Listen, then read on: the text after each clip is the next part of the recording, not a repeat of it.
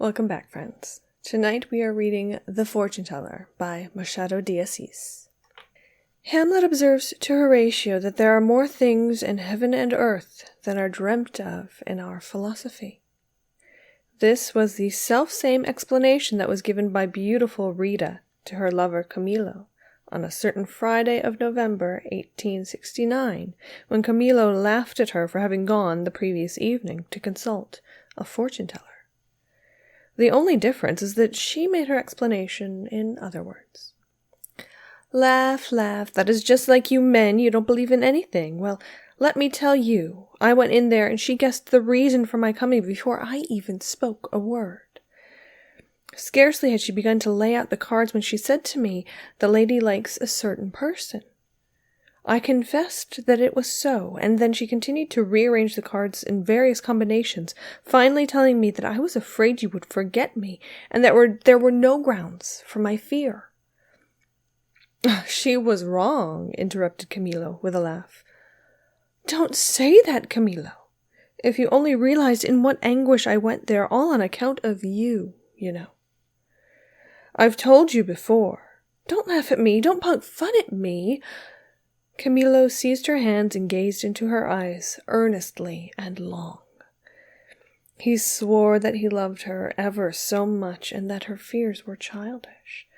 In any case, should she ever harbor a fear, the best fortune-teller to consult was he himself. Then he reproved her, saying it was imprudent to visit such houses. Villela might learn of it, and then... Impossible! I was exceedingly careful when I entered the place. Where is the house? Near here, on Guarda Street. Nobody was passing by at the time. Rest easy, I am not a fool. Camillo laughed again. Do you really believe in such things? He said. It was at this point that she translated Hamlet into everyday speech, assuring her lover that there was many a true, mysterious thing in this world. If he was skeptical, let him have patience. One thing, however, was certain. The card reader had guessed everything. What more could he desire?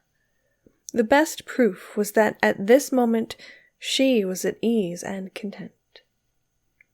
He was about to speak, but he restrained himself. He did not wish to destroy her illusions. He, too, when a child, and even later, had been superstitious, filled with an arsenal of beliefs which his mother had instilled, and which had disappeared by the time he had reached 20. The day on which he rid himself of all this parasitic vegetation, leaving behind only the trunk of religion, he wrapped his superstition and his religion, which had both been inculcated by his mother, in the same doubt, and soon arrived at a single, total negation. Camillo believed in nothing. Why? He could not have answered. He had not a solitary reason. He was content simply to deny everything. But I express myself ill, for to deny is in a sense to affirm, and he did not formulate his unbelief. Before the great mystery he simply shrugged his shoulders and went on. The lovers parted in good spirits, he more happy than she. Rita was sure that she was loved, but Camillo was not only sure that she loved him, but saw how she trembled for him and even took risks running to fortune-tellers. However much he had reproved her for this, he could not help feeling flattered by it. Their secret meeting place was in the old Barbona street at the home of a woman that came from Rita's province. Rita went off through Manguera Street in the direction of Botafogo, where she resided. Camillo entered Guarda Street, keeping his eye open as he passed for the home of the card reader. Villela, Camillo, and Rita. 3 names, 1 adventure, and no explanation of how it all began. Let us proceed to explain. The first 2 were friends since earliest childhood. Villela had entered the magistracy. Camillo found employment with the government against the will of his father, who desired him to embrace the medical profession. But his father had died, and Camillo preferred to be nothing at all until his mother had procured him a departmental position. At the beginning of the year 1869, Villela returned from the interior, where he had married a silly beauty. He abandoned the magistracy and came hither to open a lawyer's office. Camillo had secured a home for him near Botafogo and had welcomed him home. "Is this the gentleman?" exclaimed Rita, offering Camillo her hand. "You can't imagine how highly my husband thinks of you. He was always talking about you." Camillo and Villela looked at each other tenderly. They were true friends. Afterwards, Camillo confessed to himself that Villela's wife did not at all belie the enthusiastic letters her husband had written to him. Really, she was the most prepossessing, lively in her movements, her eyes burning, her mouth plastic and piquantly inquiring. Rita was a trifle older than both of the men. She was 30, Villela 29, and Camillo 26. The grave bearing of Villela gave him the appearance of being much older than his wife, while Camillo was but a child in moral and practical life. He possessed neither experience nor intuition. The three became closely bound. Propinquity bred intimacy. Shortly afterwards, Camillo's mother died, and in this catastrophe, for such it was, the other two showed themselves to be genuine friends of his. Villela took charge of the interment, of the church services, and the settlement of the affairs of the deceased. Rita dispensed consolation, and none could do it better. Just how this intimacy between Camillo and Rita grew to love, he never knew. The truth is that he enjoyed passing the hours at her side. She was his spiritual nurse, almost a sister. But most of all, she was a woman, and beautiful. The aroma of femininity, this is what he yearned for in her, and about her, seeking to incorporate it into himself. They read the same books. They went together to the theater or for walks. He taught her cards and chess, and they played of nights, she badly, he to make himself agreeable, but less badly. Thus much as far as external things are concerned. And now came personal intimacies. The timorous eyes of Rita that so often sought his own, consulting them before they questioned those of her own husband. The touches of cold hands, an unwanted communion. On one of his birthdays he received from Villela a costly cane, and from Rita a hastily penciled ordinary note expressing good wishes. It was then that he learned to read within his own heart. He could not tear his eyes away from the missive. Commonplace words, it is true, but there are sublime commonplaces, or at least delightful ones. The old chaise in which for the first time you rode with your beloved snuggled together is as good as the chariot of Apollo. Such is man, and such are the circumstances that surround him. Camillo sincerely wished to flee the situation, but it was already beyond his power. Rita, like a serpent, was charming him, winding her coils about him. She was crushing his bones, darting her venomous fangs into his lips. He was helpless, overcome. Vexation, fear, remorse, desire, all this he felt in a strange confusion, but the battle was short, and the victory deliriously intoxicating.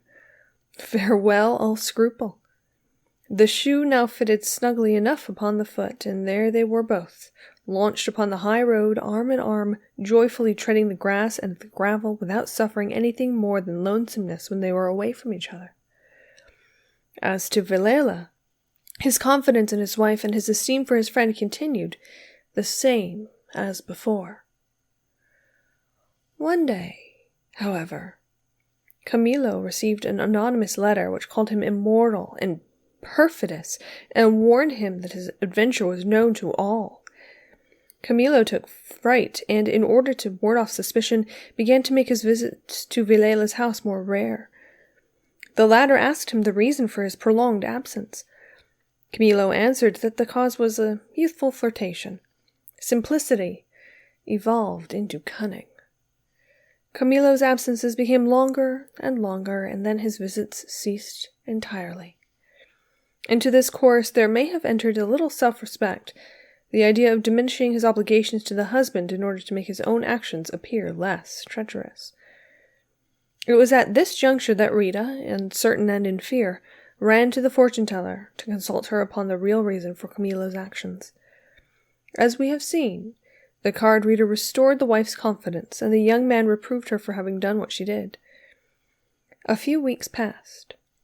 Camilo received 2 or 3 more anonymous letters, written with such passionate anger that they could not have been prompted by mere regard for virtue. Surely they came from some violent rival of his. In this opinion Rita concurred, formulating in ill-composed words of her own this thought: virtue is indolent, wasting neither time nor paper, only self-interest, is alert and prodigal. But this did not help to ease Camilo. He now feared lest the anonymous writer should inform Villela, in which case the catastrophe would follow fast and implacably. Rita agreed that this was possible. "Very well," she said. "Give me the envelopes in which the letters came so that I may compare the handwriting with that of the mail which comes to him. If any arrives with writing resembling the anonymous script, I'll keep it and tear it up." But no such letter appeared.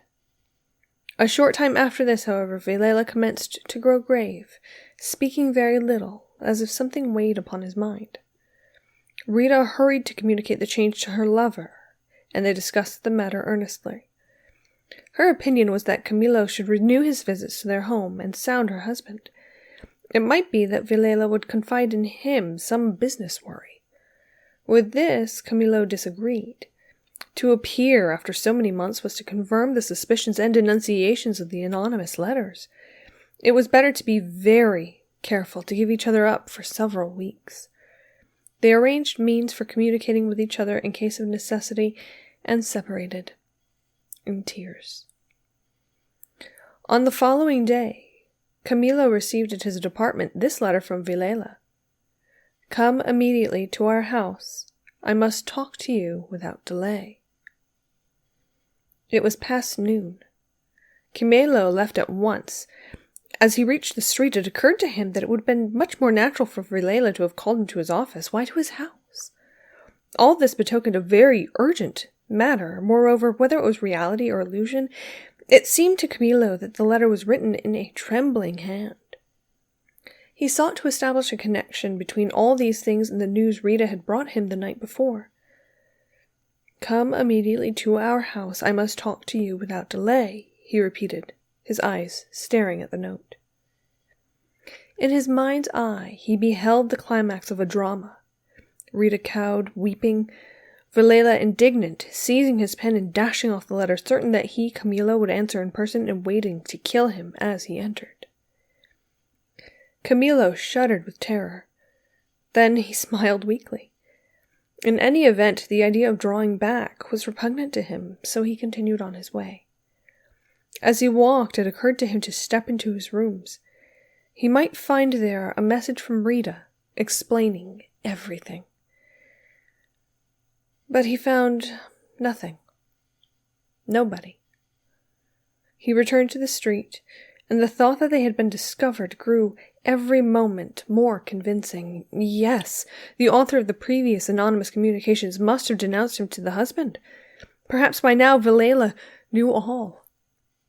The very suspicion of his calls without apparent reason, with the flimsiest of pretexts, would confirm everything else.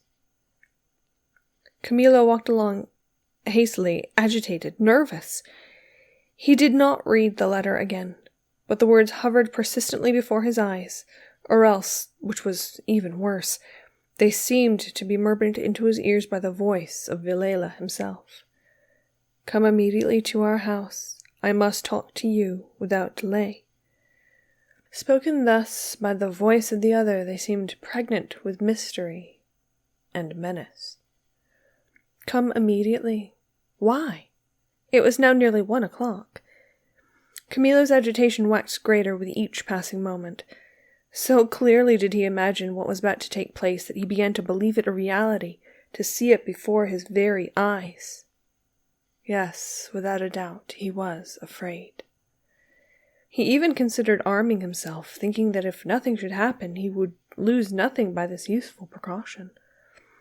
But at once he rejected the idea, angry with himself, and hastened to step toward Karaoke Square, there to take a tilbury. He arrived, entered, and ordered the driver to be off at full speed. The sooner the better, he thought. I can't stand this uncertainty. But the very sound of the horse's clattering hoofs increased his agitation. Time was flying, and he would be face to face with danger soon enough. When they had come almost to the end of Guardavella Street, the tilbury had to come to a stop. The thoroughfare was blocked by a coach that had broken down. Camillo surveyed the obstruction and decided to wait. After 5 minutes had gone by, he noticed that there at his left, at the very foot of the tilbury, was the fortune-teller's house, the very same as Rita had once consulted. Never, as at this moment, had he so desired to believe in card-reading. He looked closer, saw that the windows were closed, while all the others on the street were opened, filled with folks curious to see what was the matter. It looked for all the world like the dwelling of indifferent fate. Camillo leaned back in his seat so as to shut this all from his view. His excitement was intense, extraordinary, and from the deep hidden recesses of his mind there began to emerge spectres of early childhood, old beliefs, banished superstitions. The coachman proposed another route. He shook his head and said that he would wait. He leaned forward to get a better look at the card reader's house. Then he made a gesture of self-ridicule. It had entered his mind to consult the fortune-teller, who seemed to be hovering over him, far, far above with vast, ash-colored wings. She disappeared, reappeared, and then her image was lost, and then, in a few moments, the ash-colored wings stirred again, nearer, flying about him in narrowing circles. In the street, men were shouting, dragging away the coach. There! Now! Push! That's it! Now! In a short while, the obstruction was removed. Camillo closed his eyes, trying to think of other things, but the voice of Rita's husband whispered into his ears the words of the letter, "Come immediately." And he could behold the anguish of the drama. He trembled. The house seemed to look right at him. His feet instinctively moved as if to leave the carriage and go in. Camillo found himself before a long, opaque veil. He thought rapidly of the inexplicability of so many things. The voice of his mother was repeating to him a host of the extraordinary happenings, and the very sentence of the Prince of Denmark kept echoing within him. There are more things in heaven and earth, Horatio, than are dreamt of in our philosophy. What could he lose by it, if... He jumped out to the pavement, just before the fortune-teller's door. He told the driver to wait for him, and he hastened into the entry, ascending the stairs. There was little light. The stairs were worn away from the many feet that had sought them. The banister was smooth and sticky. But he saw and felt nothing. He stumbled up the stairs and knocked. Nobody appeared. He was about to go down, but it was too late now. Curiosity was whipping his blood, and his heart beat with violent throbs.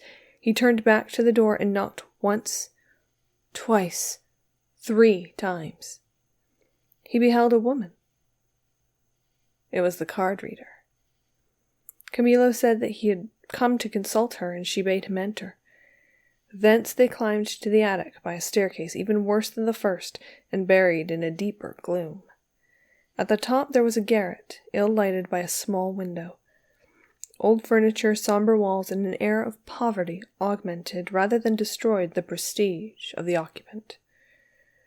The fortune-teller told him to be seated before the table, and she sat down on the opposite side with her back to the window, so that whatever little light came from without fell full upon Camillo's face. She opened a drawer and took out a pack of worn, filthy cards. While she rapidly shuffled them, she peered at him closely, not so much with a direct gaze as from under her eyes.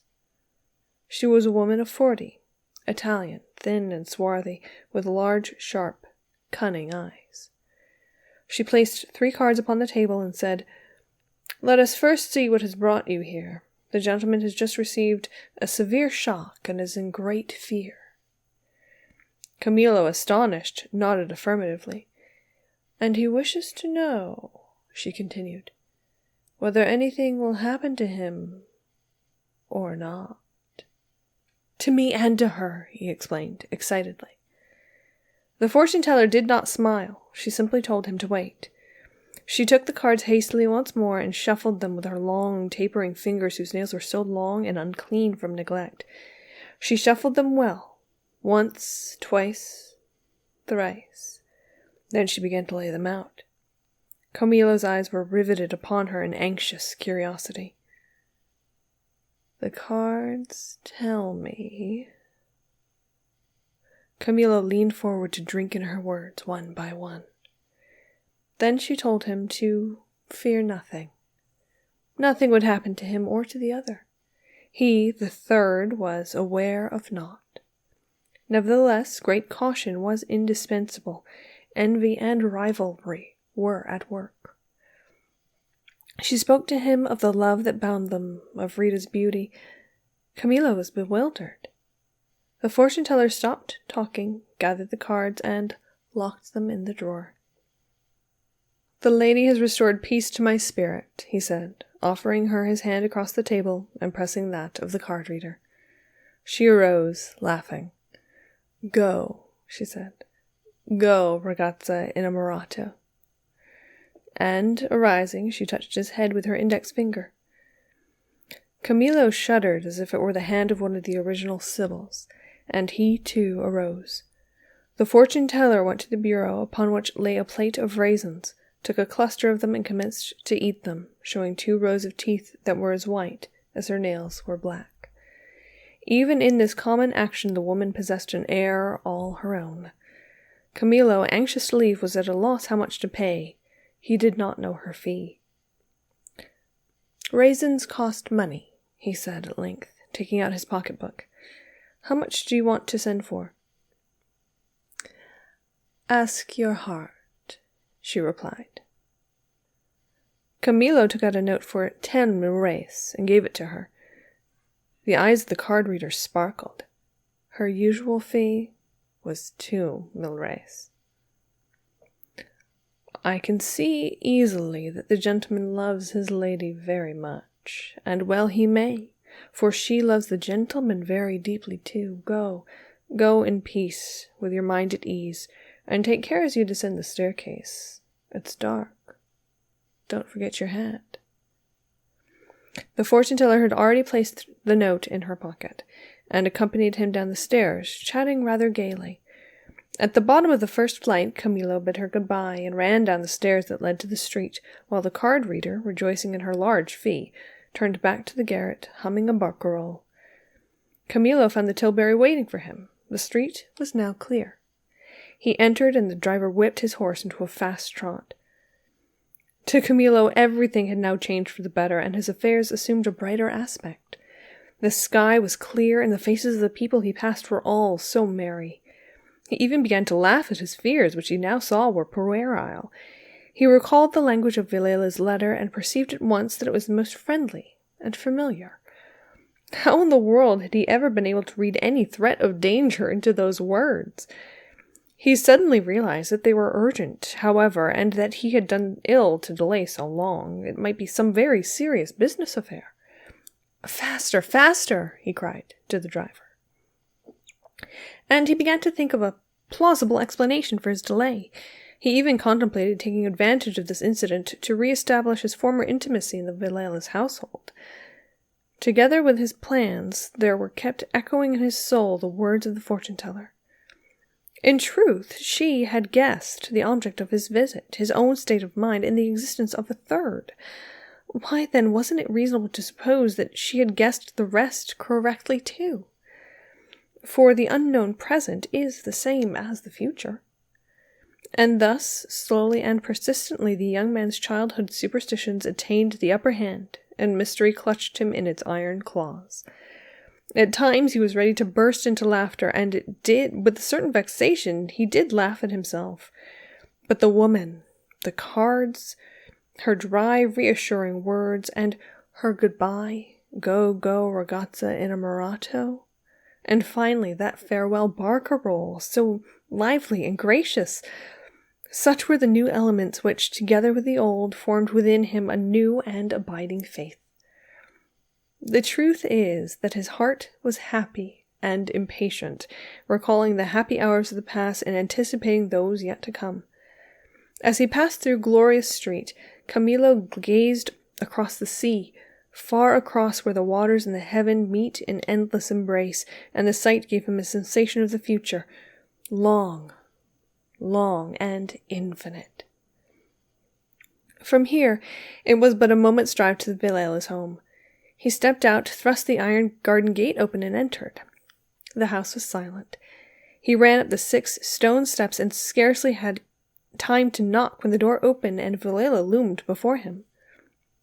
"Pardon my delay. It was impossible to come sooner. What is the matter?" Villela made no reply. His features were distorted. He beckoned Camillo to step within. As he entered, Camillo could not repress a cry of horror. There upon the sofa lay Rita, dead in a pool of blood. Villela seized the lover by the throat and, with 2 bullets, stretched him dead upon the floor. The end. Fools for love are still idiots. Machado de Assis is known as one of the best, most preeminent Brazilian writers, both by English-speaking people and apparently, I don't actually speak Portuguese, so I'm very unfamiliar with the Brazilian literary scene, but he is very well thought of among Latin American scholars as well.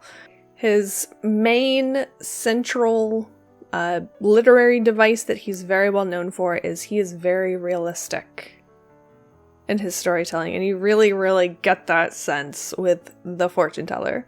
It was initially published in a periodical called Gazeta de Noticias. It was then compiled into a book with a whole bunch of the other short stories that also appeared in Gazeta de Noticias, varias historias, and in that book and in the magazine it is called E Cartomante. Hopefully that's the end of the Portuguese that I have to say because, oh boy, I really did try, you guys. Realism is one of those literary movements where the name is just the thing. Like, realism is realistic. But also, very frequently, like in The Fortune Teller, there is a twist at the end where you're kind of like, oh yeah, that's really what would actually, that's the most realistic outcome of this story. And it's also a really, really good story to get into the idea of the unreliable narrator, because the narrator isn't necessarily unreliable. It's not first person, it's not the omniscient third person where we know what Rita is thinking and we know what the fortune teller is thinking. It's third person limited, so we only know really what Camilo is thinking the whole time. We get caught up in what Camilo is thinking, what he's feeling, and so at first it's like, oh god, he's gonna kill me. And then he just kind of like gives into this flight of fancy and goes and sees the fortune teller, and he gets caught up in this whole idea of, but she was so right. When we all know at this point, I feel like fortune tellers do cold reading. You walk in with a wedding ring and they're like, oh, you're having marital problems because I know that you're married because you're wearing your wedding ring. Or if you for instance, should happen to walk into a fortune teller's thing and she's like, oh yes, young man, you are nervous about something. You came here very quickly and you're like out of breath and stuff and you were running up the stairs and you're pounding on the door. You're probably nervous about something. And he's like, yes, I'm very nervous about my girlfriend. He just tells her like, oh yeah, there's like 2 things that you can be nervous about with your girlfriend. And I guess they didn't really have Clear Blue Easy back in 1880s. Anyway, so the fortune teller cold reads him and tells him, no, it's cool. Don't worry about it. Like, if she actually had powers and knew, like, oh yeah, Rita's already dead, and if you go there, he's gonna kill you too. Like, she would not pay her well and run. Like, that's the sequence of events that would occur.